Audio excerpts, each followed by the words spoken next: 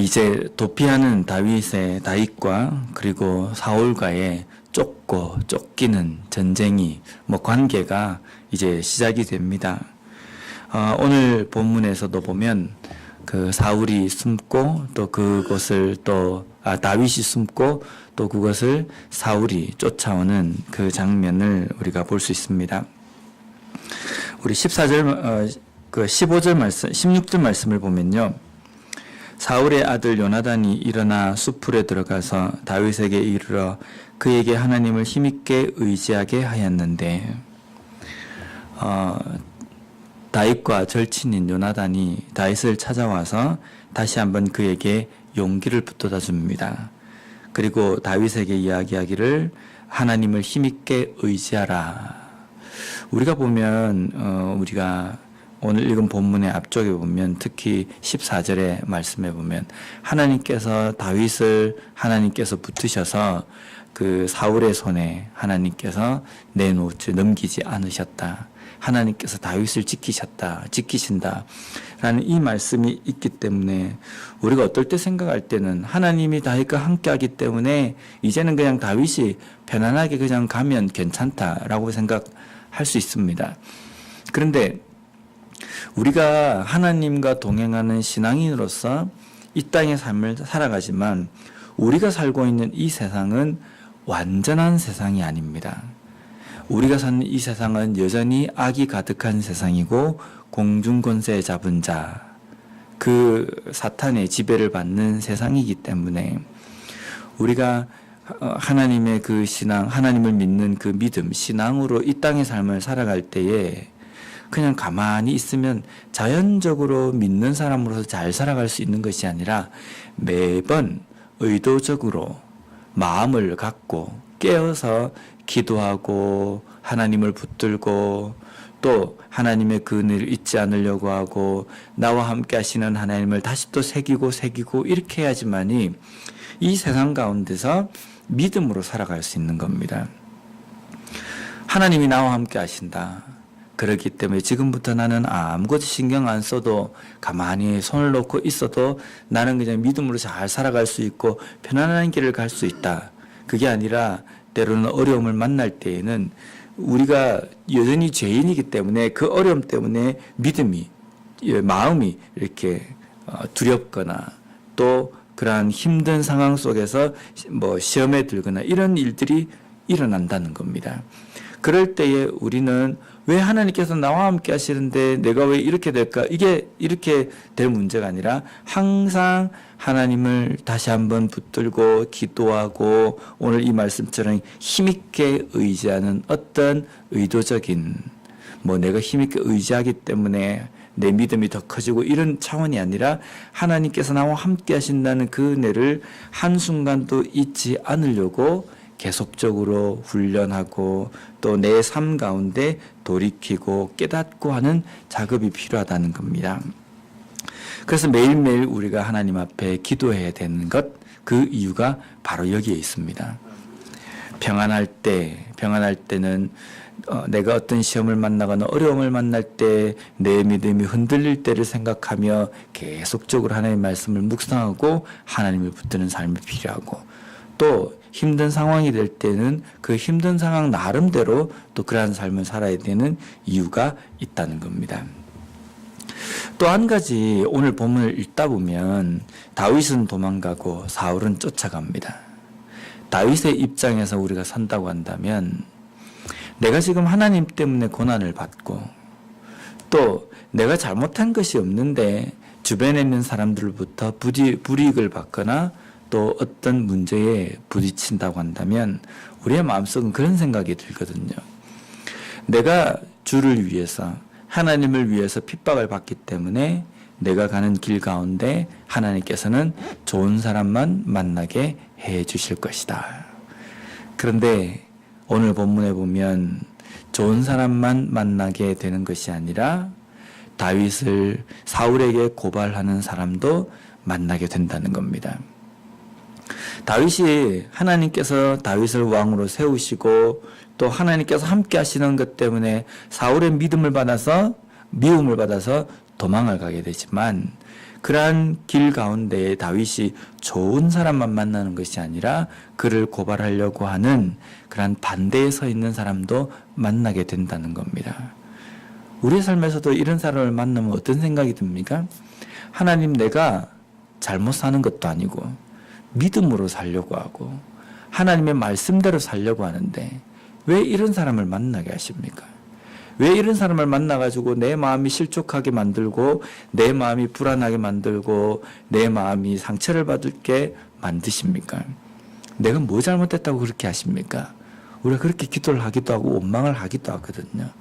그런데 우리가 그것 때문에 그런 마음이 생길 때에는 어떤 생각이 듭니까? 나를 찬성하고 나를 호의 좀 좋은 그런 반응으로 대하는 사람에게 대해서는 사랑하지만 또 그 길 가운데 만나게 되는 나의 반대에 서 있는 사람에 대해서는 미움과 또 그 사람에 대해서 적대시하는 그 마음이 생길 수 있다는 겁니다. 그것은 하나님께서 원하시는 것이 아니라 사탄이 우리에게 주는 시험입니다. 어떠한 사람을 만난다 할지라도 우리는 이런 생각을 가져야 합니다. 부족한 이 세상 가운데 살아가기 때문에 나는 여전히 어렵고 때로는 나를 좋아하는 사람도 있지만 나를 싫어하는 사람도 만나게 되는 거구나.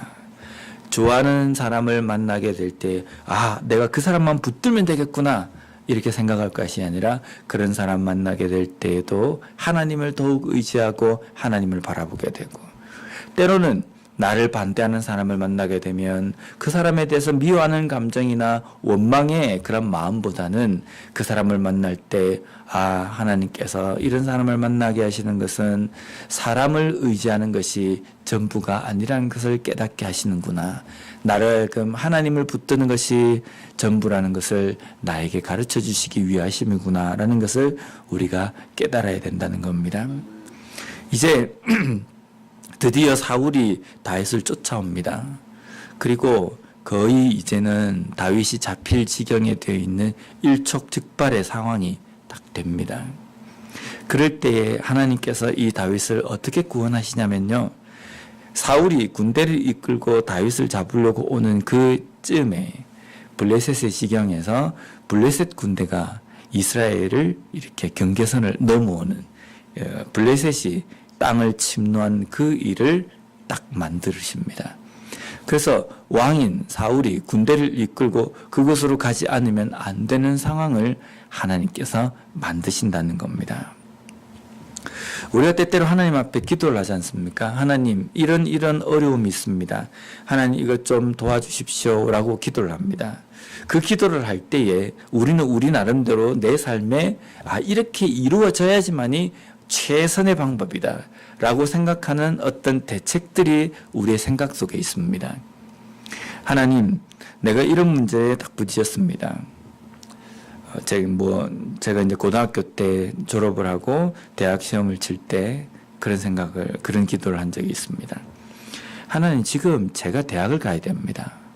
근데 저에게 가장 최선의 방법은 대학에 합격을 딱 해서 주변에 있는 사람들에게 이게 하나님 믿는 사람의 앞길이다. 이것을 보여줘야 됩니다. 그런데 전기시험에 떨어졌어요. 그때 떨어질 때 하나님을 얼마나 원망했는지 모릅니다. 하나님, 제가 지금 제 삶 속에서 다른 친구들은 다 대학을 가고 나도 대학을 가야 되는데 이 떨어지는 것이 얼마나 이게 부끄럽고 창피한 일인데 제 삶에서 최선의 길은 대학을 합격하는 일인데 왜 하나님 이것을 막으셨습니까? 그때 참 원망이 됐었습니다. 근데 그때 그런 마음에 들어가진 전기에 떨어져가지고 그러고 있는데 라디오를 듣는데 어느 목사님께서 신앙 상담을 하시는데 그 이야기를 하시는 겁니다.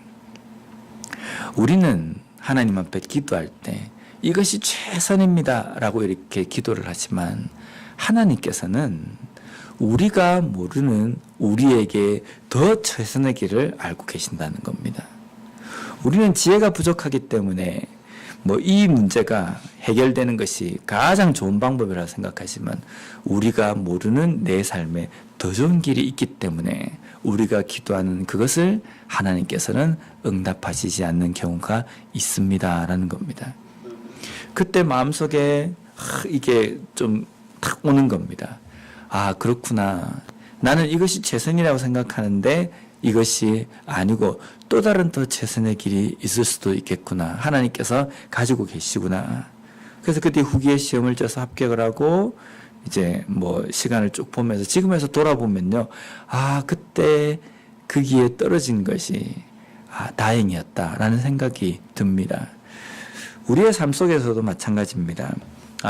하나님 이 상황에서 사울과 이제 맞닥뜨렸습니다.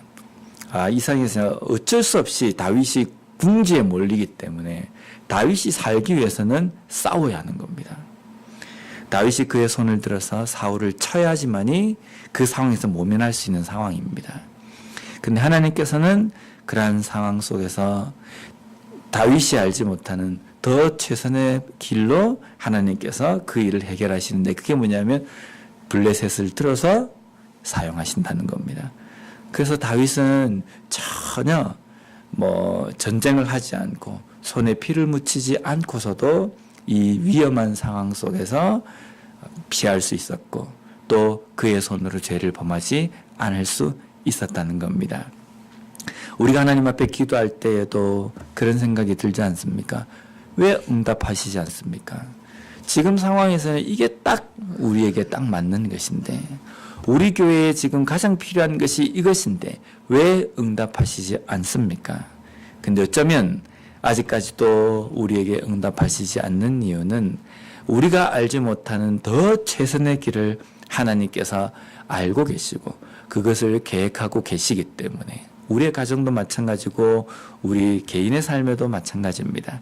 내가 알지 못하는 우리가 깨닫지 못하는 더 최선의 길을 갖고 계시기 때문에 하나님께서 그 우리의 기도에 아직까지 응답하시지 않는다라는 것을 믿고 계속적으로 그것을 붙들며 기도하는 그것을 낙심하지 않고 인내하며 기도하는 우리의 삶이 되어야 한다는 겁니다. 오늘 하루도 이 하루의 삶을 살아갈 때에 하나님께서 함께 하시는 그 은혜를 다시 한번 깨닫고 내 삶 속에 더 최선의 길을 알고 계시고 또 그것을 이루시고자 계획하시고 진행하시는 그 하나님을 온전히 신뢰하고 그 뜻을 깨닫는 삶이 되게 해달라고 기도하며 나아가는 우리 모두가 되었으면 좋겠습니다. 기도하겠습니다.